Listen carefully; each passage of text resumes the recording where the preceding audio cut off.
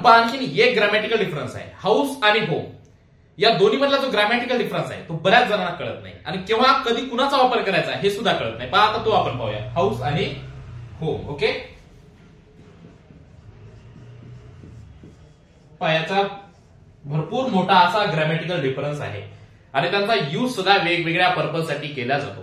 पण हाऊसचा अर्थ होत असतो घर, हाऊसचा अर्थ काय होतो घर, आणि होमचा अर्थ काय होतो स्वतःचे घर, स्वतःचे घर. याला तुम्ही हिंदीमधून अपना घर असं सुद्धा म्हणू शकतो. म्हणजे जर आपण हाऊस वापरलं तर ते घर होतं, मग ते रेंटचं असेल, टेम्पररी असेल, काही कालावधीसाठी घेतलेलं असेल, त्याला आपण टेम्पररी हा सुद्धा शब्द वापरू शकतो. आणि जे होम आहे ते परमनंट आहे, हे तुमचं आहे, त्याच्यामध्ये रेंट नाही किंवा काही दिवसाचा कालावधी नाही. कळालं का? मग आपण जर असं म्हणलं I am living in house, याचे दोन मिनिंग येतात. एक तर तुमचं स्वतःच घर नाही हा अर्थ होतो, आणि दुसरा म्हणजे तुम्ही रेंटवर राहत.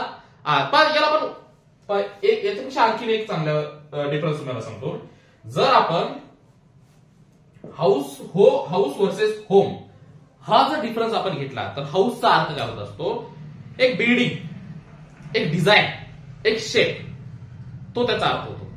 आणि जर होम तुम्ही असं घेतला तर एक इमोशनल अटॅचमेंट आहे, एक कम्फर्ट झोन आहे, तो त्याचा अर्थ होतो. मग तुम्हाला जर एक वाक्य असं लिहायचं असेल, त्या वाक्यातून नेमका काय ग्रॅमॅटिकल मिनिंग निघतो पहा. हे बघा, हे वाक्य आहे. एक्झाम्पल, तुम्ही कुठेतरी दूर राहत आहात आणि घरी तुम्हाला घराची आठवण येत आहे. तुम्ही काय म्हणता, आय मिस माय होम. एक इमोशनल अटॅचमेंट आहे. इथं तुम्ही हाऊस हा शब्द वापरू शकत नाही, इथं तुम्हाला होम, कारण तिथं काय एक इमोशनल अटॅचमेंट आहे.